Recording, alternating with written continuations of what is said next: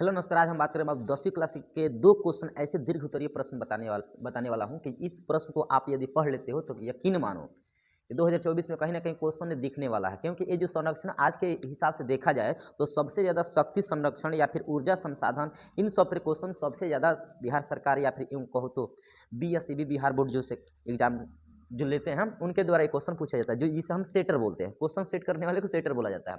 ये क्वेश्चन सबसे ज़्यादा बार देखा गया। कौन कौन? एगो जैव विविधता क्या है, यह मानव के लिए क्यों आवश्यक है, 2-3 बार क्वेश्चन ने पूछा हुआ है, आने की भी संभावना है। दूसरा क्वेश्चन एक ये है कि शक्ति संसाधन के संरक्षण के लिए कौन कौन से कदम उठाए गए हैं, आप इसमें कैसे मदद पहुंचा सकते हैं। तो एक क्वेश्चन जो देखोगे ना कहीं बिहार बोर्ड वाले सबसे ज़्यादा फेमस क्वेश्चन बन चुका है। तो इन दोनों प्रश्नों का आज इस वीडियो में बेहतरीन तरीके से जानो, कॉपी कलम लेकर बैठ जाओ और एकदम इत्मीनान से इसे समझने की कोशिश करो। देखो क्या होता है, हम एकदम हाव भाव में बता रहे हैं, कहीं दिक्कत आपको नहीं होगा। सबसे पहले क्या पूछा है, जैव विविधता। देखो कट गई बा। हाँ देखो, जैव विविधता क्या होता है, जैव विविधता क्या है, यह मानव के लिए क्यों आवश्यक है। तो बताओगे जैव विविधता, जैव का अर्थ होता है जीव, अब विविधता का मतलब होता है विभिन्नता। एक ऐसे आवास जिसमें विभिन्न प्रकार के जीव उपस्थित हो या फिर रहता हो, उसी को जैव विविधता कहते हैं। जैसे कहीं जंगल में चले जाओ, कहीं जंगल में वहाँ पानी भी मिलेगा, विभिन्न प्रकार के जीव जंतु मिलेंगे, तो उसी को हम जैव विविधता कहते हैं। उसमें मनुष्य भी आसपास देखने को मिलेंगे। तो ऐसे विविधता मतलब ऐसे क्षेत्र जिसमें विभिन्न प्रकार के जीव देखने को मिलता है, उसी को हम जैव विविधता कहते हैं। कोई दिक्कत? नो दिक्कत। जैव विविधता 2 शब्दों से मिलकर बना है, एक होता है जैव, एक होता है विविधता। जैव का अर्थ होता है जीवन और विविधता का अर्थ होता है अनेकता या फिर विभिन्नता भी कह सकते हो। कोई दिक्कत? नो दिक्कत। किसी विशेष आवास में जीवन की संख्या और विभिन्न प्रकार के जीव को जैव विविधता कहते हैं। अब विभिन्न प्रकार के जीव में पौधा, जानवर, सूक्ष्म जीव इत्यादि लिख सकते हो। ठीक है, तो मुझे लगता है कि जैव विविधता समझ में आ गया। जैव विविधता 2 शब्दों से मिलकर बना है, एगो जैव एगो विविधता। जैव का अर्थ जीव होता है और विविधता का अर्थ विभिन्नता होता है, अर्थात एक ऐसे आवास जिसमें विभिन्न प्रकार के जीवन की संख्या तथा विभिन्न प्रकार के जीव, कोष्ठ में जानवर, पौधे, जंतु, सूक्ष्म जीव इत्यादि होते हैं, उसी को हम जैव विविधता कहते हैं। यहाँ लिखा हुआ है, यहाँ देखकर लिख सकते हो। पारिस्थितिकी तंत्र में प्रत्येक प्रजाति का एक विशिष्ट भूमिका होती है। पारिस्थितिकी तंत्र क्या होता है, जहाँ विभिन्न प्रकार के जीव होते हैं ना, तो सब के सब एक दूसरे से जुड़ा रहता है, उसी को पारिस्थितिकी तंत्र बोलते हैं। जैसे पानी देखोगे, पेड़ पौधा देखोगे, तो पेड़ पौधा कहीं ना कहीं प्रत्यक्ष या अप्रत्यक्ष रूप से पेड़ पर निर्भर होते हैं, तो एक दूसरे से लिंक होते हैं। तो ये जो एक दूसरे से ऐसे जीव जो एक दूसरे से लिंक होते हैं ना, उसी को पारिस्थितिकी तंत्र कहते हैं। वो प्रत्येक जाति उसमें भूमिका निभाता है। हम लोग भी पारिस्थितिकी तंत्र का एक हिस्सा हैं, पेड़ पौधा भी, ये हवा, सब के सब एक दूसरे का हिस्सा, इसी को पारिस्थितिकी तंत्र कहते हैं। जैव विविधता जितनी समृद्ध होती है ना, पारिस्थितिकी तंत्र उतना ही मजबूत होता है। जीवन में विविधता जितना बड़ा होगा ना, उतना ही ज्यादा ही मजबूत होता है। याद रखना, जिस प्रकार जीव विविधता विभिन्न प्रकार के होंगे, बहुत बड़ा होंगे, उतना ही बड़ा वो जैव विविधता मजबूत होगा, एक दूसरे पर निर्भर होगा, मजबूती प्रदान करेगा। तो वही कह रहा है, जैव विविधता जितनी समृद्ध होती है ना, उतना ही पारिस्थितिकी तंत्र में ही मजबूत होता है। अन्य संसाधनों की तरह यह पृथ्वी पर समान रूप से वितरित है, वितरित नहीं है। देखो, जिस प्रकार संसाधन समान रूप से वितरित है ना, तो वो पारिस्थितिकी तंत्र वितरित नहीं है, बल्कि एक में बंधा हुआ है। तो संसाधन सब कुछ अलग अलग बटा हुआ है, लेकिन पारिस्थितिकी तंत्र बटा हुआ नहीं है। भूमध्य सागर की बात करोगे ना, भूमध्य सागर, थोड़ा सा ध्यान दो बाबू, भूमध्य सागर भूमध्य रेखा है। भूमध्य रेखा से ध्रुवों तक जैव विविधता घटती जाती है, और जैव विविधता भूमध्य रेखा से के पास सबसे अधिक और ध्रुव पर सबसे कम होती है। देखो क्या कह रहा है, ये पृथ्वी होता है, इसे हम कहेंगे भूमध्य रेखा, और इसे कहेंगे हम ध्रुव। तो ध्रुव पर सबसे ज़्यादा ठंडा होता है, तो ठंडा एरिया में ना विभिन्न प्रकार के जीव सर्वाइव नहीं कर सकते हैं, इसलिए यहाँ पारिस्थितिकी तंत्र बहुत कम हो जाता है। यहाँ देखो, भूमध्य रेखा पर सबसे ज़्यादा गर्मी होता है, और भूमध्य रेखा पर सबसे ज़्यादा महासागर भी है, तो महासागर में कई प्रकार के जीव भी होते हैं। और यहाँ देखें तो सबसे ज़्यादा बारिश भी होता है, बारिश होने के कारण कई प्रकार के पेड़ पौधे भी पाए जाते हैं। तो भूमध्य रेखा पर सभी प्रकार के जीव उपलब्ध होते हैं। तो वही कह रहा है, ध्रुवों पर जैव विविधता सबसे कम पाया जाता है, और भूमध्य रेखा पर जैव विविधता सबसे ज्यादा पाया जाता है। भूमध्य रेखा से ध्रुवों की ओर जाने पर, ध्रुव मतलब ना तो ऊपर ना तो नीचे, भूमध्य रेखा से ध्रुवों की ओर जाने पर जैव विविधता घटती है, और ध्रुवों से भूमध्य रेखा की ओर आने पर जैव विविधता बढ़ती है। ये सब लिखोगे, आगे लिखोगे, और मानव जीवन में मानव जीवन के लिए यह क्यों महत्वपूर्ण है। अब पैराग्राफ चेंज करके लिखो, मनुष्य के जीवन में जैव विविधता क्यों इतना महत्वपूर्ण है। तो इसके लिए 3 गो कारक जिम्मेवार होता है। 3 क्षेत्रों में हम मानते हैं कि सबसे ज़्यादा महत्वपूर्ण है। पहला क्षेत्र होता है आर्थिक लाभ, दूसरा पारिस्थितिकी लाभ, तीसरा वैज्ञानिक लाभ। देखो बाबू, जैव विविधता का आर्थिक लाभ पर यदि ध्यान दो, आर्थिक लाभ के मतलब होता है रुपया पैसा। देखो, जैव विविधता अर्थात विभिन्न प्रकार के जीव रहते हैं। अब विभिन्न प्रकार के जीव रहते हैं तो एक दूसरे से लिंक होते हैं, उसे हम पारिस्थितिकी तंत्र कहते हैं। इससे हम बेच कर हम पैसा कमा लेते हैं, मालामाल हो जाते हैं। तो ये पहला लाभ होता है। वनस्पतियाँ ऊर्जा को बनाती है और संग्रह करती है। अन्य प्राणी जात ऊर्जा संग्रहित करते हैं और इसी ऊर्जा को अन्य जानवरों और मनुष्य तक स्थानांतरित करती है। देखो, वनस्पतियाँ मतलब पेड़ पौधा ऊर्जा को संग्रहित करती है, मतलब पृथ्वी के नीचे से खनिज लवण अपने शरीर में मतलब पेड़ पौधा अपने शरीर में ऊर्जा को मतलब संग्रहित करती है। हम लोग उसे क्या करते हैं, सेवन कर लेते हैं, घूर लेते हैं मुंह में, हमारे अंदर ऊर्जा मिल जाता है। हम ही नहीं, विभिन्न प्रकार के जीव जंतु पेड़ पौधा पर निर्भर होते हैं, वनस्पतियाँ पर निर्भर होते हैं। तो वनस्पतियाँ को हम लोग खा कर ऊर्जा को संग्रहित कर लेते हैं, अपने अंदर ऊर्जा बना लेते हैं। इतना ही नहीं, वनस्पति जैव विविधता संसाधनों का भंडार है, मानव आवश्यकताओं को पूरा करता है, यह हमें भोजन देता है, यह हमें दवा भी देता है। देखो, जंगल में जाओगे तो विभिन्न प्रकार के वनस्पतियों को दवा भी बनाया जाता है, तो उसे हम बेच कर पैसा कमा सकते हैं। हमें भोजन मिलता है, वनस्पति से भोजन मिलता है, पेड़ पौधा से। पेड़ पौधा क्या होता है, जैव विविधता होता है, वो भी है। और कॉस्मेटिक उत्पाद प्रदान करते हैं, मतलब विभिन्न प्रकार के हमें उत्पाद प्राप्त करते हैं। जैसे हम लकड़ी को बेचकर मतलब टेबल कुर्सी इत्यादि बना सकते हैं, बेच सकते हैं। तो ये हमारा आर्थिक लाभ हुआ, समझा ना। तो देख लो कितना आसान भाषा में लिखा गया है। जैव विविधता और पारिस्थितिकी लाभ।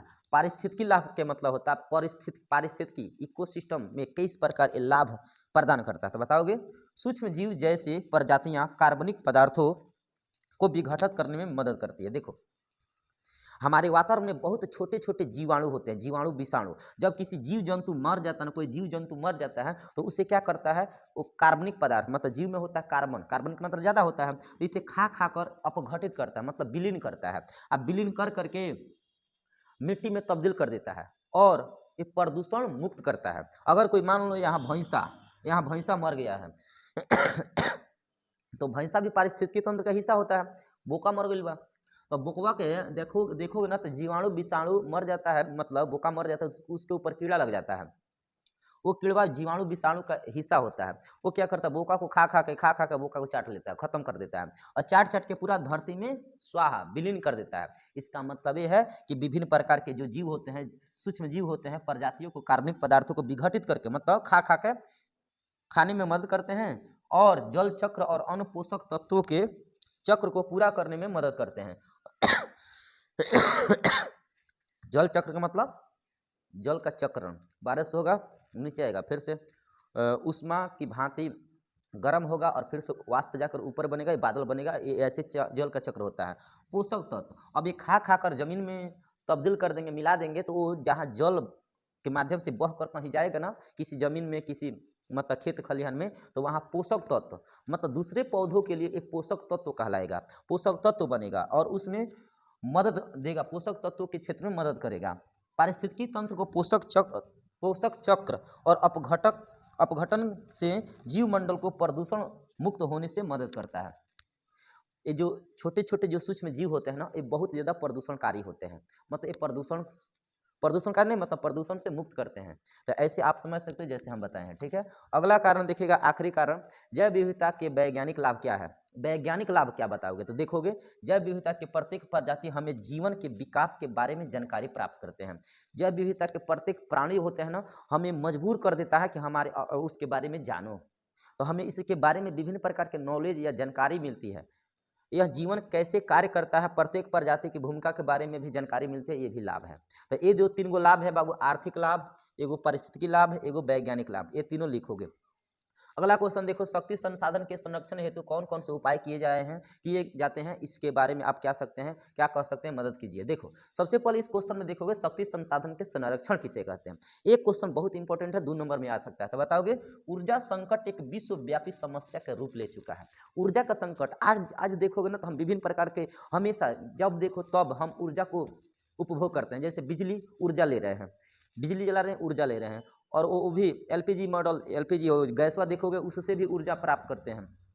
लकड़ी दिन पर दिन खत्म होते जा रहा है, तो जिससे हमें ऊर्जा प्रकाश मिलता है, ऊर्जा वो ऊर्जा संकट वाला होता है। कोयला देखिएगा, पहले बहुत ज़्यादा कोयला का उत्पादन करके हम बिजली सप्लाई करते थे।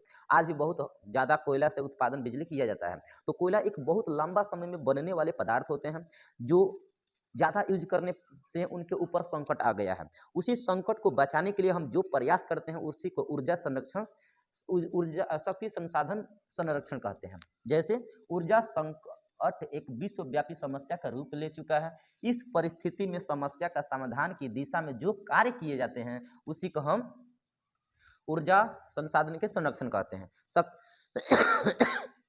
यहाँ ऊर्जा भी पूछ सकते हो, शक्ति भी कह सकते हो। शक्ति संसाधन के संरक्षण के निम्नलिखित उपाय है। पहला देखो, ऊर्जा का उपयोग में मित व्ययिता। मित व्ययिता का मतलब होता है ऊर्जा के उपयोग में अंधाधुंध ऊर्जा का उपयोग कर रहे हो, ये इस पर आपको अमल करना पड़ेगा, इस पर आपको थोड़ा सा ध्यान देना पड़ेगा। मित व्ययिता का मतलब होता है अंधाधुंध यूज करना, ऊर्जा के उपयोग में अंधाधुंध यूज करना, अंधाधुंध ऊर्जा के उपयोग में मित व्ययिता लिखना। ऊर्जा का उचित और आदर्शतम उपयोग होने से ऊर्जा का दुरुपयोग नहीं होता है। देखो, आदर जितना जरूरत है उतना ऊर्जा का उपयोग करोगे, उतना शक्ति का उपयोग करोगे तो उसका संसाधन का संरक्षण हो सकता है। और उसका आप बुद्धिमत्ता पूर्वक से आप उपयोग नहीं करोगे, हमेशा दुरुपयोग करोगे। जहाँ 1 बाल्टी की जरूरत है, जहाँ 1 किलो की जरूरत है, वहाँ 5 किलो यूज करोगे तो वो एक प्रकार से नष्ट होता है, दुरुपयोग होता है। तो ऐसे ऊर्जा ना नष्ट मतलब खराब होता है, कमी होने लगता है। इस पर हमें ध्यान देना होगा। ऊर्जा का उचित और आदर्शतम उपयोग होने से ऊर्जा का दुरुपयोग नहीं होता है। उचित मतलब जितना आवश्यक है उतना कीजिए, और आदर्श जितना आपको चाहिए उतना ही कीजिए, इससे आपका ऊर्जा का दुरुपयोग नहीं होगा। दूसरा, ऊर्जा के नवीन क्षेत्रों की खोज। देखो, नवीन का मतलब नवीकरणीय ऊर्जा का खोज की बात कर रहा है। ऊर्जा संकट के समाधान नवीन ऊर्जा क्षेत्रों में स्रोतों में निहित होते हैं। इसके लिए सुदूर संवेदी प्रणाली का भी उपयोग हो रहा है। अपने भाषा में लिखना कि आज के समय में ऊर्जा का संकट का समाधान के लिए नवीकरणीय ऊर्जा स्रोतों पर हम ज़्यादा से ज़्यादा ध्यान दे रहे हैं। जैसे सौर ऊर्जा सिस्टम के तहत सोलर प्रणाली मतलब सौर ऊर्जा, ज्वारीय ऊर्जा पर हम विशेषकर ध्यान दे रहे हैं, बायोगैस पर विशेषकर ध्यान दे रहे हैं। तो ये देखोगे ना, ऊर्जा के क्षेत्र में नई खोज हम लगातार कर रहे हैं। तीसरा बताओगे, ऊर्जा के नवीनतम वैकल्पिक संसाधनों का उपयोग। जो संसाधन समाप्त होने वाले हैं, जिनकी पुनरावृत्ति संभव नहीं है, उस संसाधन को संरक्षण करना आवश्यक है। जो संसाधन हम दोबारा यूज नहीं कर सकते हैं, उसको बचाना बहुत ज़्यादा जरूरी है। बदले में ऐसे स्रोत जो न समाप्त होने वाले हैं, ऐसे वैकल्पिक संसाधनों का प्रयोग किया जाए, जैसे जल विद्युत, पवन ऊर्जा, ज्वारीय ऊर्जा, जैव ऊर्जा, सौर ऊर्जा आदि। ये सभी नवीकरणीय ऊर्जा स्रोत भी कहे जा सकते हैं। तो जिसके ऊपर संकट आता है उसको थोड़ा संरक्षण को करो, और उस संरक्षण के बदले में मतलब संरक्षण के साथ साथ नवीकरणीय ऊर्जा पर भी ध्यान दे सकते हो। जैसे 2 नंबर और 3 नंबर मिलता जुलता है, तो अपने हिसाब से आधा आधा करके बांट लेना। अंतर्राष्ट्रीय सहयोग। देखो, विश्व में बहुत ऐसे मतलब संगठन है, समूह है, जो ऊर्जा या शक्ति संसाधन के संरक्षण में भी विशेषकर उपाय या मदद या सहयोग देते हैं। जैसे ऊर्जा संकट एक विश्वव्यापी समस्या है। ये मत समझना केवल हमारे भारत में ही ये समस्या है, पूरा विश्व के लोगों के पास समस्या है, जिससे विश्व के देशों को आपसी मतभेद भुलाकर सहयोग और समाधान करनी चाहिए। विश्व के सभी लोग आपस में मिलजुल कर आपसी मतभेदों को, आपसी झगड़ा को भुलाकर हम एक ऐसे सहयोग बनाकर काम करें जिससे हमारा शक्ति संसाधन का संरक्षण हो सके। आज यूएनओ का मतलब होता है यूनाइटेड नेशन ऑर्गेनाइजेशन, विश्व में एक ऐसा संगठन है जो विश्व के सुरक्षा देखभाल करता है।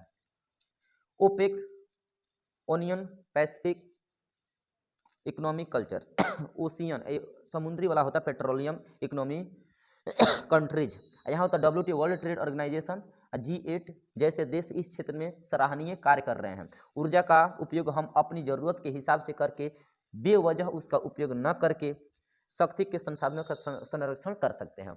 ये जो अभी तक संसाधन देखे हो ना, संसाधन का संरक्षण किसे कहते हैं, तो अभी तक बात 2 चरण में लिखना। पहला, शक्ति संसाधन संरक्षण किसे कहते हैं, जैसा कि ऊपर हम बता दिए हैं परिभाषा, वो लिखोगे। ये परिभाषा हो गया, शक्ति संसाधन के संरक्षण कहते हैं। इसके बाद उपाय, पहला, जितना आवश्यक है उतना कीजिए, मित व्ययिता। ऊर्जा का नवीन क्षेत्रों में खोज, नवीन क्षेत्रों के खोज में कौन कौन सी सराहनीय भूमिका निभाता है, और तीसरा अंतर्राष्ट्रीय सहयोग में कौन कौन से संगठन हमें भूमिका निभा रहे हैं वो बताओगे। तो ये 4 गो हेडिंग किसी तरह हर हालत में लिखोगे, समझ रहे हो। तो ये पूरा कॉपी कलम लेकर बेहतरीन तरीकों से लिख